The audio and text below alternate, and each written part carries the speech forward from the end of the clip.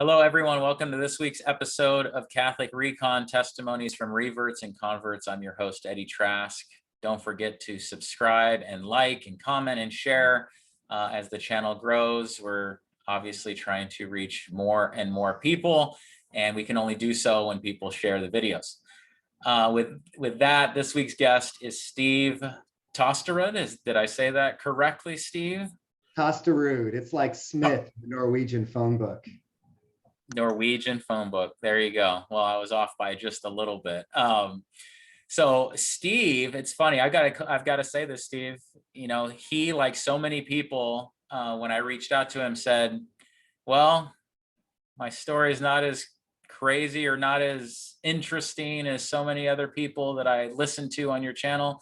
Well, I have to keep coming back to this point because it's been made several times, and the number of people that I've reached out to that have said that, and then they come on the show and realize it is about God wanting to do what only God can do and use testimonies to reach people. It's not always going to be about having a parallel story, but a story nonetheless. So I just wanted to say that, Steve, I want to thank you for agreeing to this first and foremost. And yeah, the floor is yours. Thank you very much for inviting me. I am a little nervous, but as with everything else, I'm going to do my best to get out of the way, and hopefully the Holy Spirit will guide me. I was raised Methodist, and actually a pretty laid-back form of Methodism. I used to think that the most sacred of our sacraments was perhaps the Holy Holiday Bazaar. Church was a once-a-week event for me. We did go every week, and usually on Christmas and Easter. Perhaps we prayed on Thanksgivings and maybe an Easter dinner. But for my part, church was a once-a-week event, just for an hour on that day, and maybe sometimes not even for that full hour. I would never have told anybody that I was unaffiliated. I would have said that I was Christian and probably made that holiday bazaar joke as well. But I certainly wasn't particularly enthusiastic about it. And my parents, by the way, still go to that same church that I was raised going to. They are very active and volunteer a lot, still into their 80s. I went off to college and I stopped going to church altogether. Again, I would never have said that I was unaffiliated, but you'd never know. If I said, "Oh, I'm a Christian," people would have given me a shocked look. And I guess this is going to come up eventually, but a very significant part of my story is that in college, the main thing I did was become a professional drinker. And I have always thought that I probably was always an alcoholic.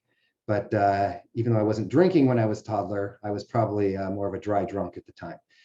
It was probably destined to happen. And in college, it did.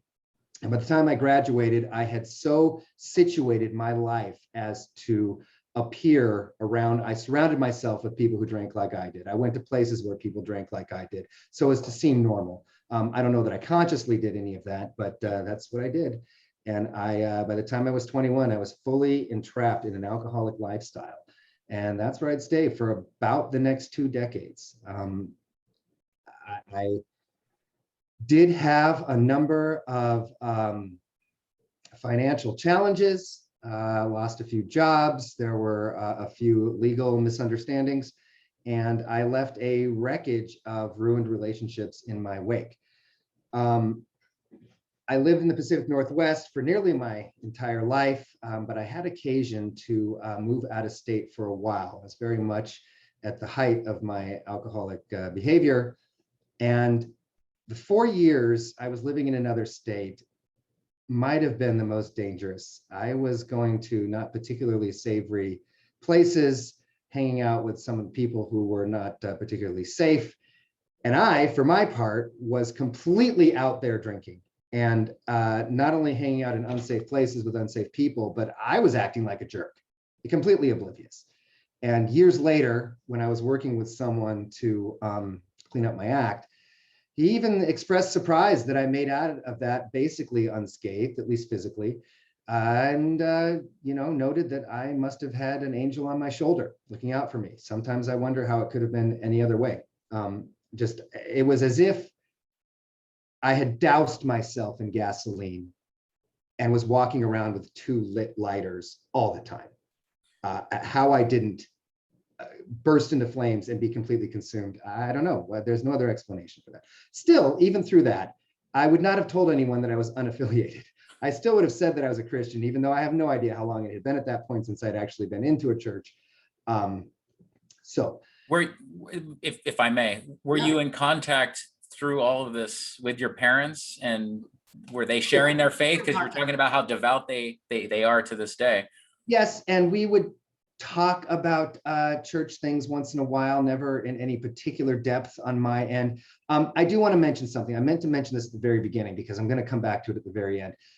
I don't recall in my house growing up there being very many religious symbols or images around the house. I don't recall. I do recall that if I ever went to somebody else's house and they did have a picture of Jesus or a cross on the wall or a Bible verse, I would think that was weird, that was not something normal people did. You had pictures of cars and paintings of sailboats, and I'll come back to that. But yes, I was in pretty good terms with my parents. I maintained a relationship with them. Certainly, I was straining it by worrying them constantly throughout all this time. I mean, that's some of the people that I do think the alcoholic behaving alcoholically and drinking, that the people who receive the worst collateral damage are those who love us the most. And of course, my parents were right there at the center of it. I'm going over this quickly because I don't want this to become a discussion about my drinking career, but sure, it's a significant portion of my life. I was even engaged to someone living in this other state. That did not work out because of my drinking. And that was a very low period of my time, very dark period, but it was not even enough to be a speed bump, to even question the fact that maybe alcohol was a problem here. I'd also like to point out that I was a pack-a-day smoker. I ate fast food at least 3 times a week. I also had a sweet tooth on top of that. So I was very physically unhealthy, spiritually bankrupt, and my priorities were completely upside down. And I didn't even know it. And I also, throughout most of this time after college, I was working a job that had me traveling quite a bit. Somehow I always seemed to have a job. I've certainly lost a few jobs, but I always seemed to have one. But I was traveling a lot. I was out of town, living in hotels, living that business traveler's lifestyle that lends itself to drinking. Perhaps that wasn't a coincidence. I ended up moving back to the Pacific Northwest because I started dating a young woman who I actually knew in high school. We were not particularly friendly in high school. We ran in different circles, but we reconnected over the internet.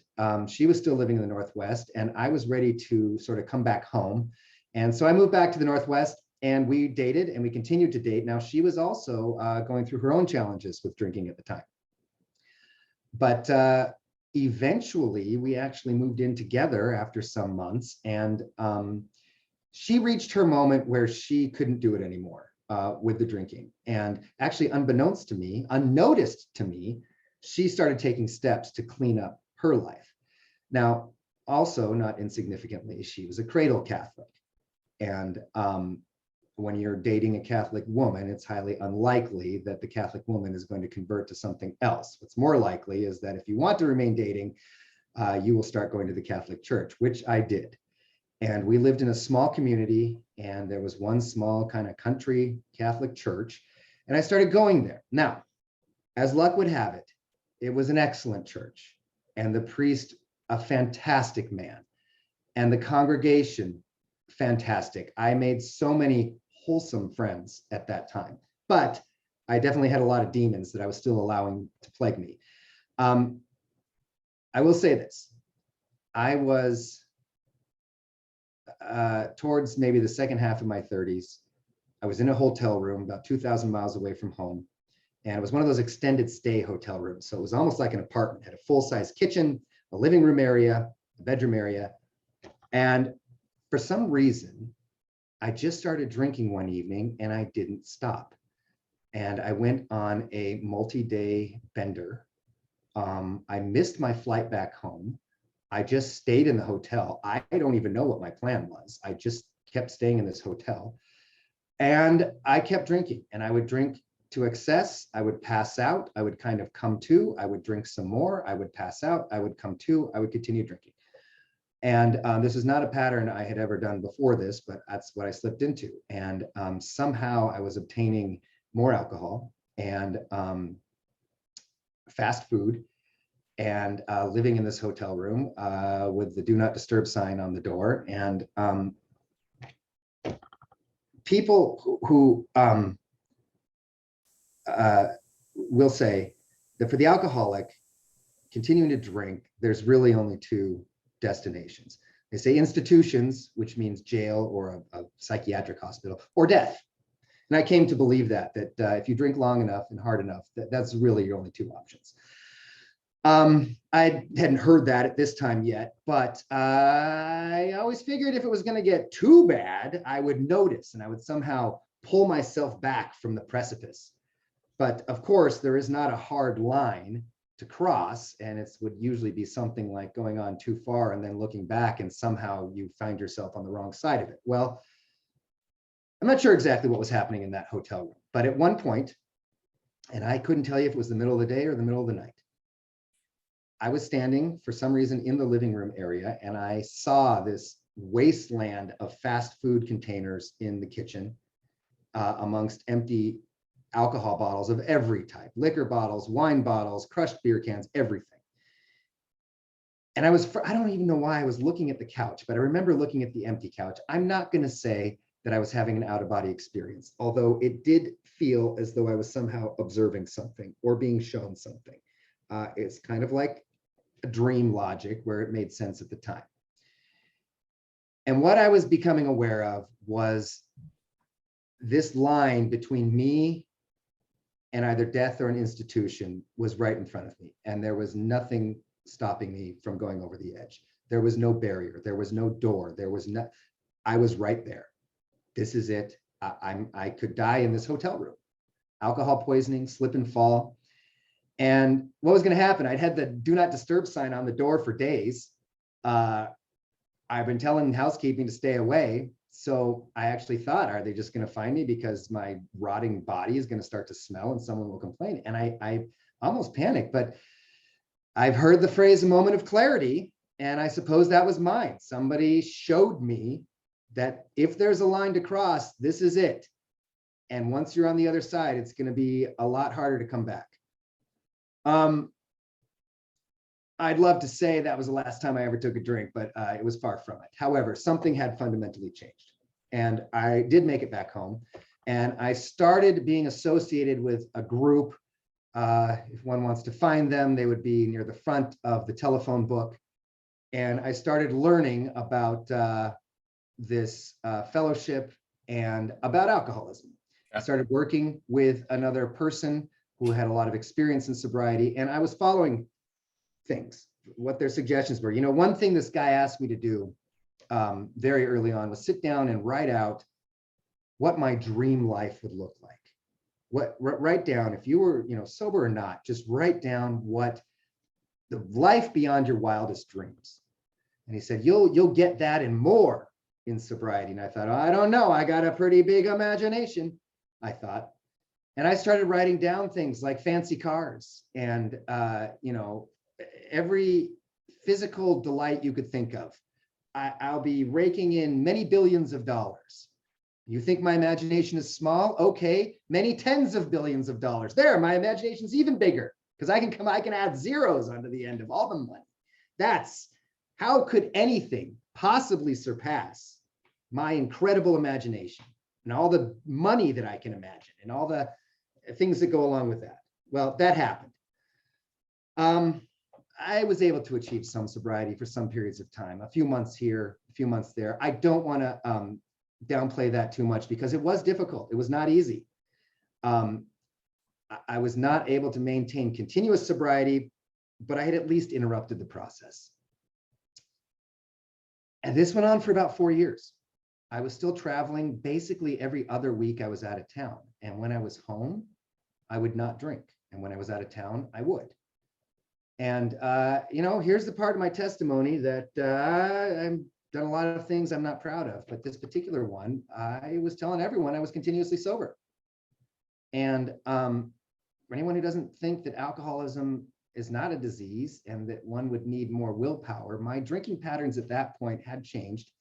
And when I was out on the road, I was basically holed up in a hotel room with a bottle of rum that I would almost force myself to drink every night. It sounds like a big party, doesn't it?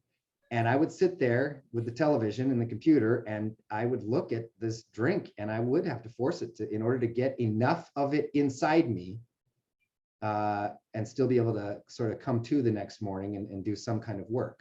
It was a pretty miserable prison.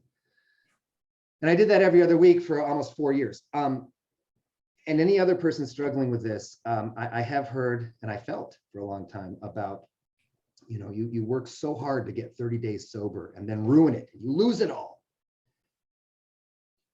You may not have the continuous days sobriety when you go back out and use or drink again, but you're not doing a full memory dump. I was still learning things. I was still getting things from other people's experience. I was still working this program. And it was still important to me. And I was still going to church. I was going to the Catholic Church. And this girlfriend and I were still together. She was maintaining sobriety and talking about whether or not I might be interested in converting to Catholicism in preparation for perhaps us getting married someday. So because I had no problem going to this church, there was nothing going on that I didn't believe in. And like I said before, I really loved all the people there, especially the priest. And they were just very good representatives of the faith. And I was happy to go. I was happy to go to social events and church, and it became more than just a once a week thing. So I signed up with RCIA and I went through the program. And at the end of it, I wasn't ready. I prayed on it. And then I went and talked to this priest and I said, yeah, I went through the whole program. I've been coming here for a while now. And I don't feel it. It's not that I was against becoming a Catholic, but I didn't feel any particular need to change, what I was already was. And to my surprise at the time, he didn't give me the hard sale. That's what I was expecting, but he didn't do that. He said, well, then don't, you're not forced to. I'm glad you keep coming back, but you're not forced to do anything. And so I didn't, but I did sign up for RCIA again the following year. It happened to be taught by some new people. It was a husband and wife, and her name was Connie. I'll always remember Connie. A big part of that, by the way, was then Father Barron's DVDs, either just called Catholic or they're called Catholicism. We would watch one of those, and then we would go have some discussion, and then we would do some other learning and education. But that was, and so now, actually, I still call Bishop Barron Father Barron sometimes because of those DVDs. That's definitely has a warm spot in my heart. And by the time... What year was this, by the way? Oh, I don't know. I was in my late 30s. Okay. I could have been 38 or 39 years old at this time. And I decided I would join the team. And I felt good about it.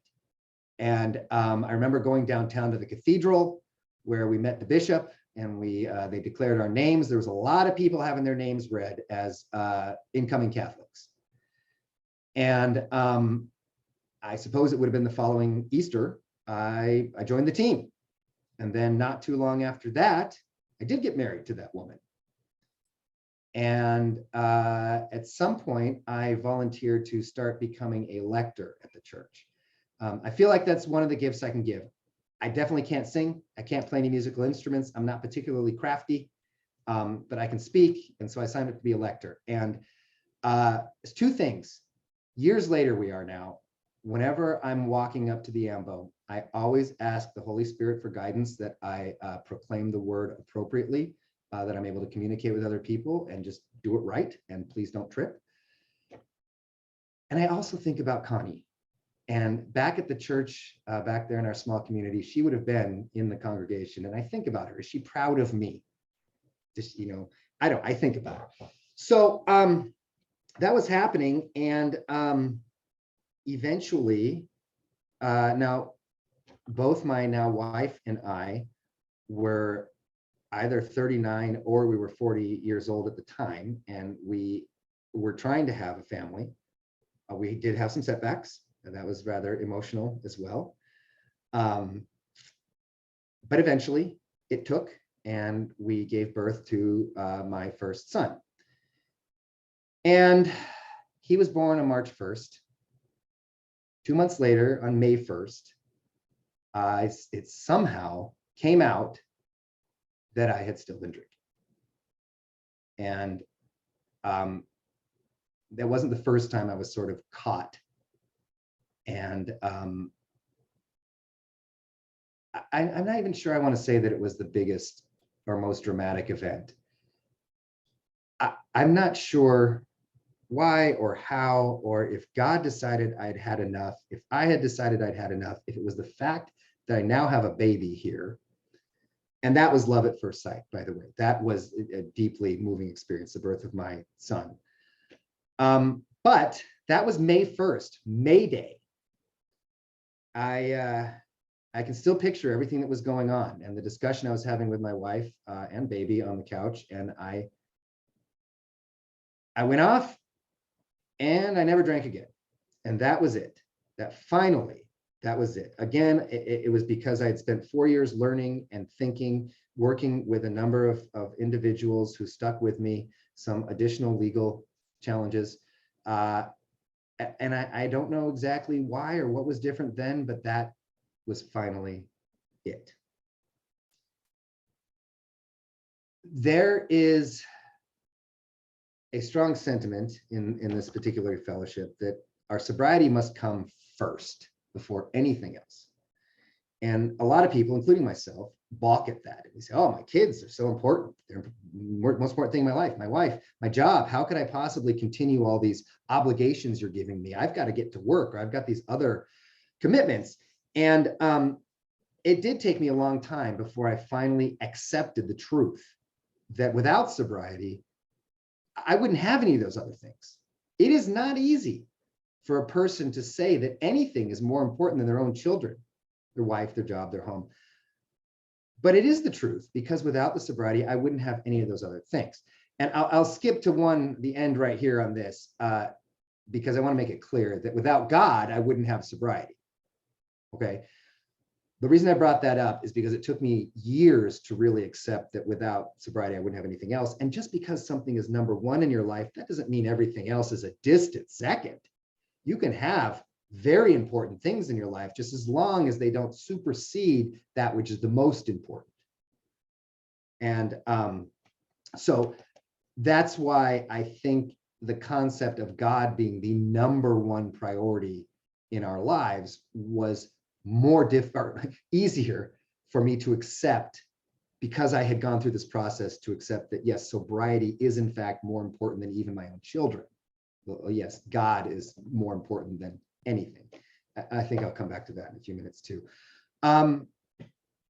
We, by the grace of God, we were able to have 2 more children, all in our 40s. And roughly 2 years after my last drink, I found myself in the doctor's office in the waiting room when another woman was discussing with somebody else all of her medical ailments. And she also happened to mention that she had at least quit smoking. After 50 years, this woman had quit smoking. And my ears perked up, because I had actually resigned to be a smoker forever. I had tried to quit, even in sobriety, I just couldn't do it. And any period of time spent not smoking was white-knuckled misery. But this woman had done it after 50 years. And she read a book, apparently. And she didn't say the name of it or even the author, but she said enough about it that I could look it up right there in the waiting room. And I was pretty confident I'd found the book she was talking about. If anybody out there is smoking, the book is Alan Carr's Easy Way to Quit Smoking. It's a fairly short book, very easy to read. And by the time I was done reading it, I went out and smoked my last cigarette, and that was that. That happened to be my first cigarette-free day, just happened to be St. Patrick's Day. That wasn't planned. It was just, it happened to be. And so that was almost exactly 2 years after I quit drinking. And I'm, here we are 5 years later without cigarettes, and I am happily smoke-free. After just a couple of days that were not that difficult at all. Amazing. So it was like flipping a switch, but I still had more frontiers physically to conquer. An addiction to sugar. I had cut down on fast food, but not eliminated it. A strange addiction to breakfast cereal. I still had room for improvement physically. Spiritually, I felt like I was growing every day.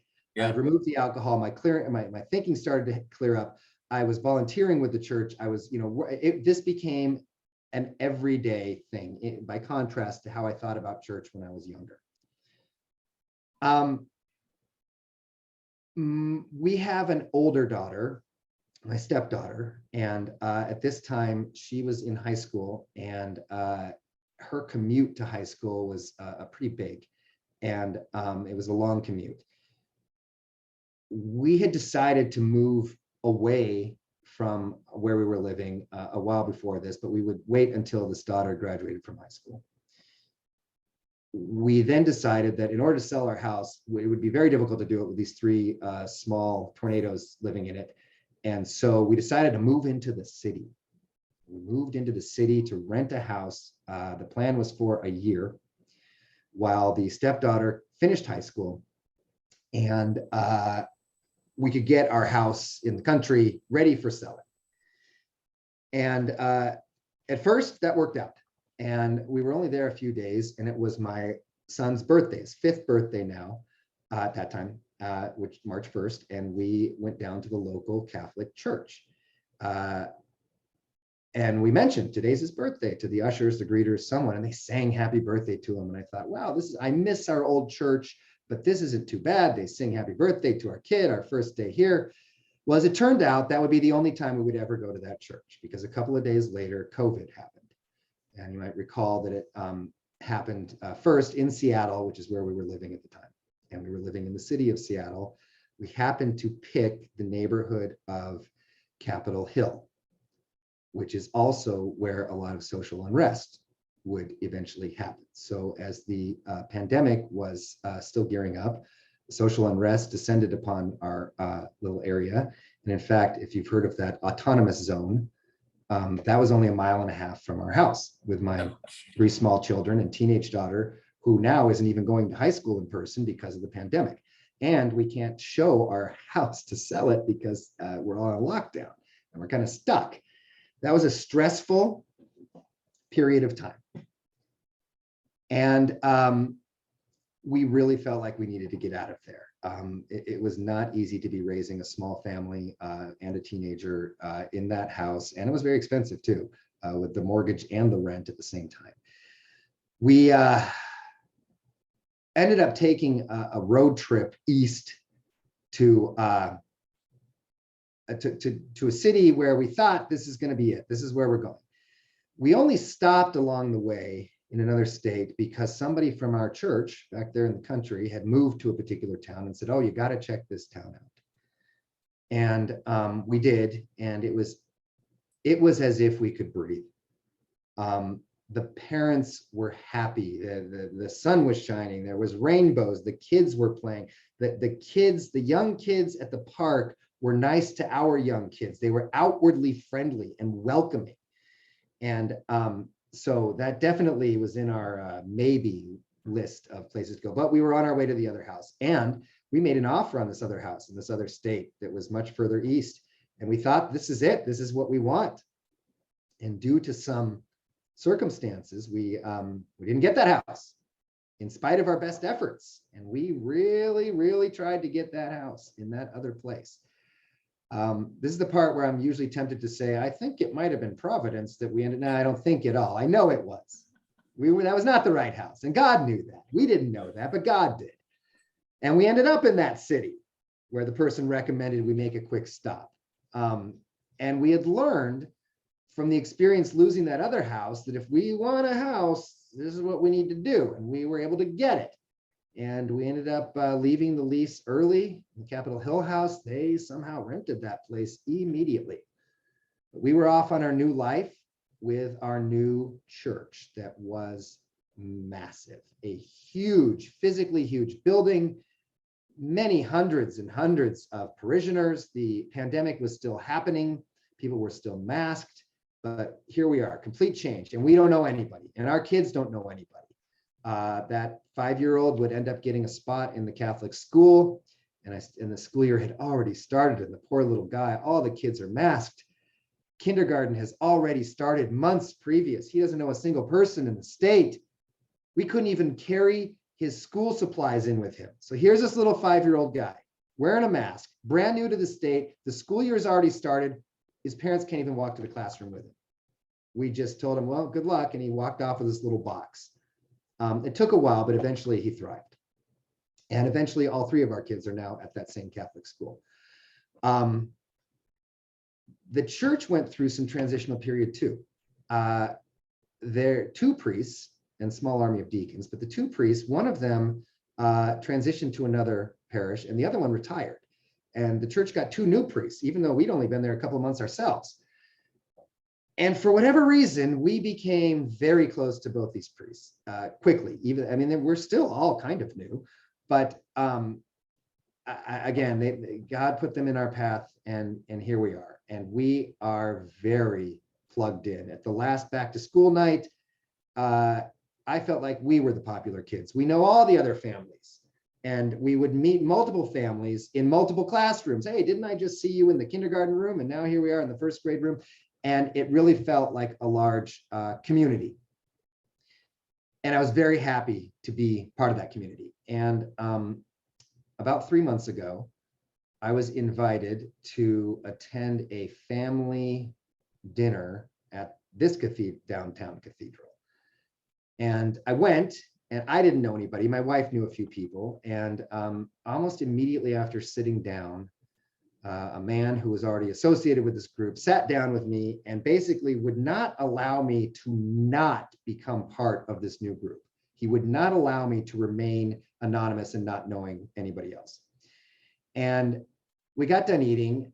My wife went off with the other women. My kids went off with the kids who were there. And then I was suddenly surrounded by maybe up to a dozen men that ended up being my new best friends. My social circle was forced open to include these new men. And my wife was experiencing the same thing with their wives. I've now have had some of them over for dinner already, and I've been over to dinner at their house.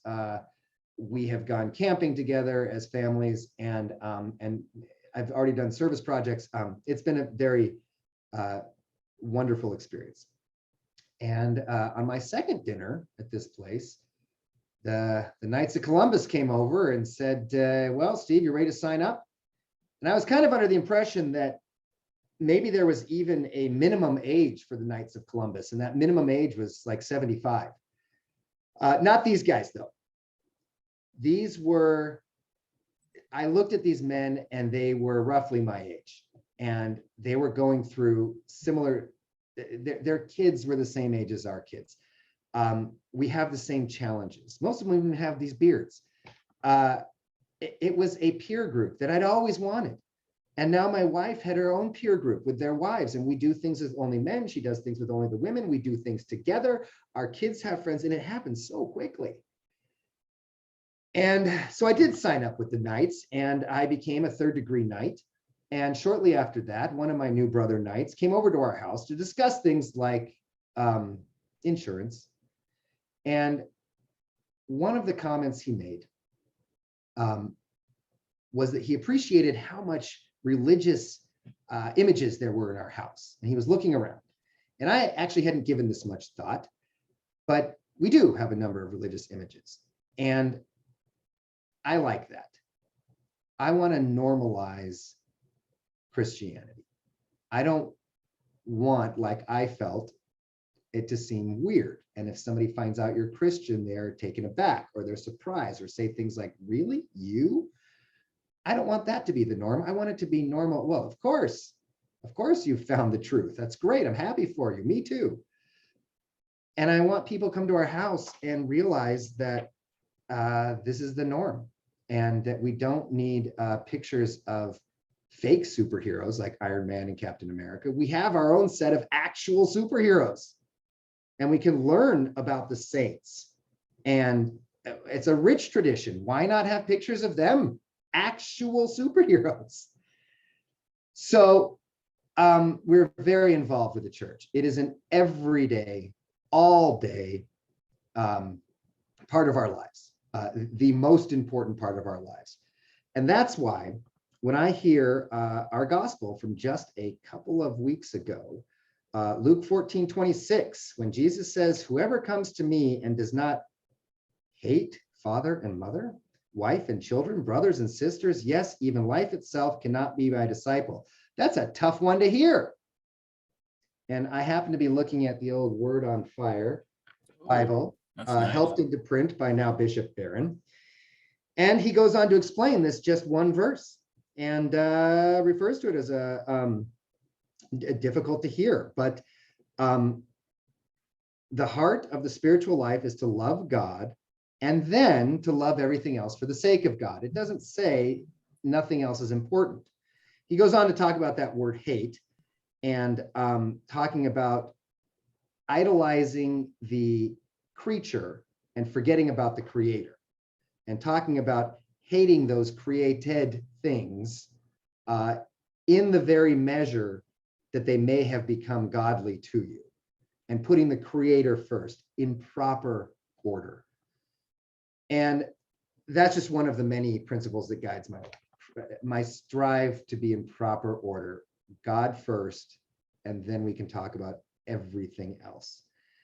We pray every day in my house throughout the day, sometimes formal, organized prayers where we may stand and bow our heads, and sometimes a one-off, I don't want to say casual prayer, but I want prayer to be as normal in my house as breathing. And hopefully this goes out into the world and people say, hey, normal people pray every day, all day. So you remember that exercise early on where the guy asked me to come up with the most, my dream life. Oh yeah. And I came up with all those billions of dollars that I would have, and all those fancy Italian cars, including the cars I'd never even heard of at the time.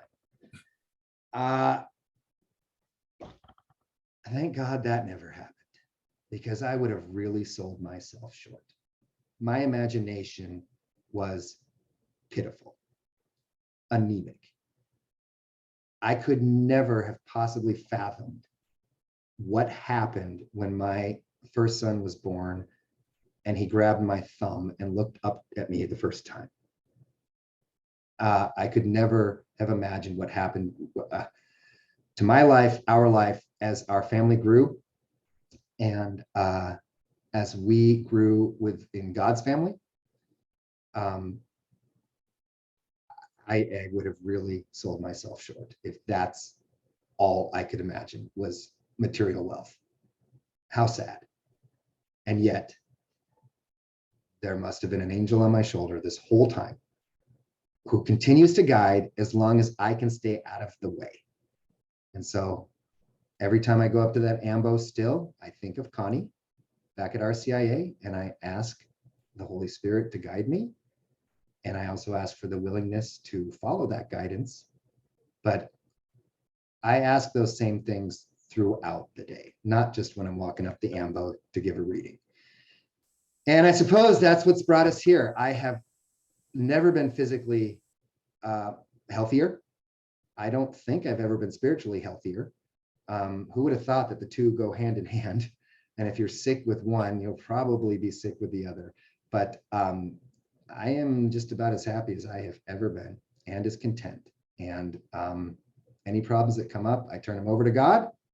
And so far, I have not been let down. Wow. Appreciate the opportunity to talk to you. Wow, Steve, that was awesome.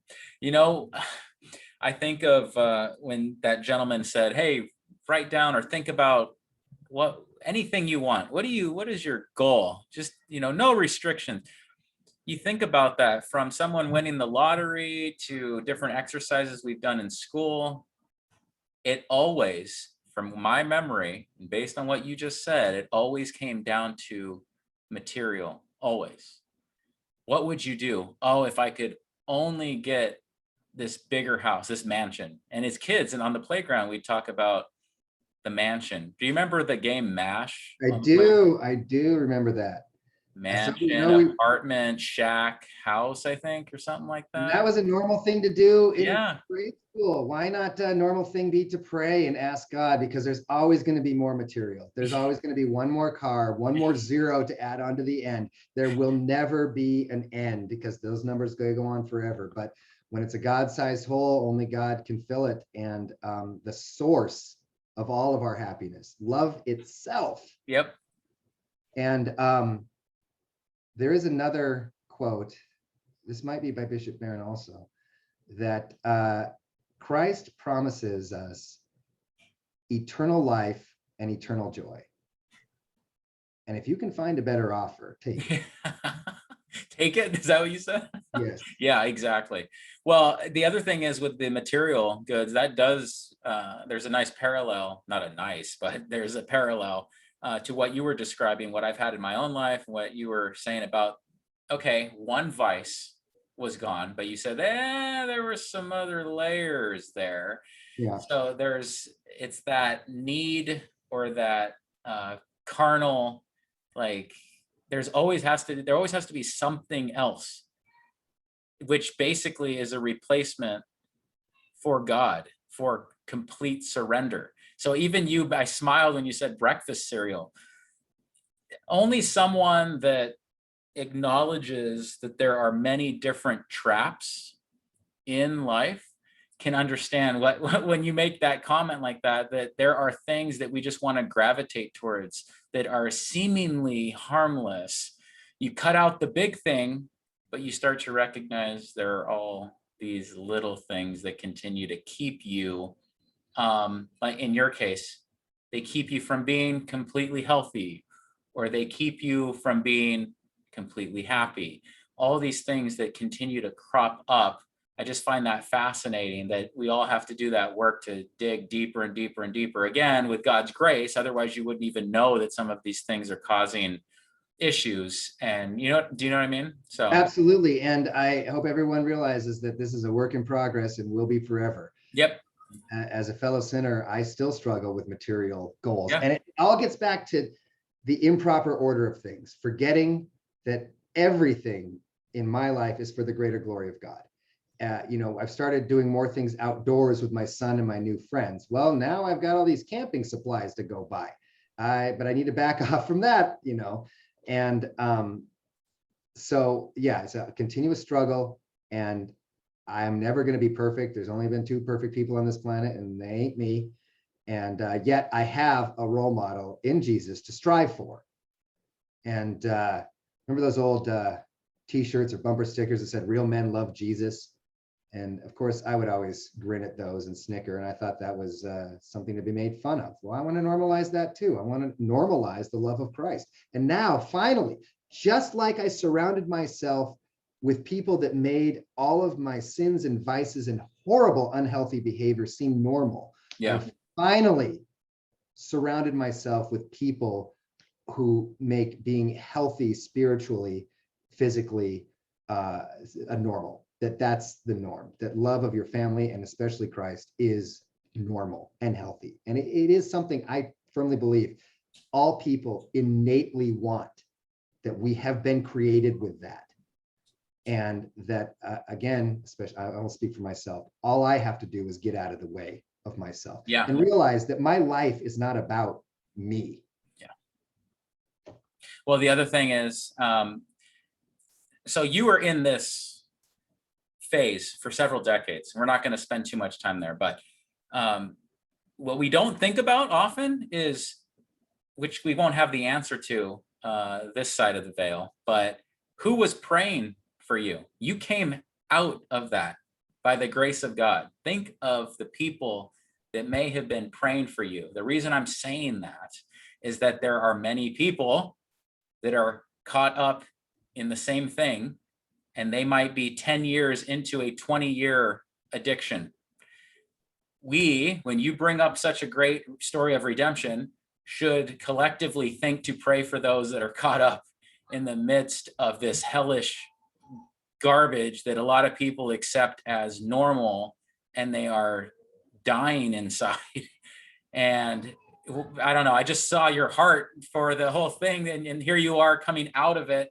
We should pray for those that are still in it. We absolutely should pray for those who are still in it. And, you know, I'm sure anyone else who might have been praying for me or might not, that my Methodist parents were definitely praying to God.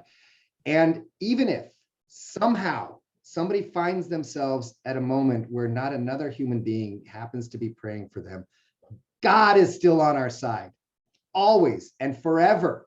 He wants us happy and healthy.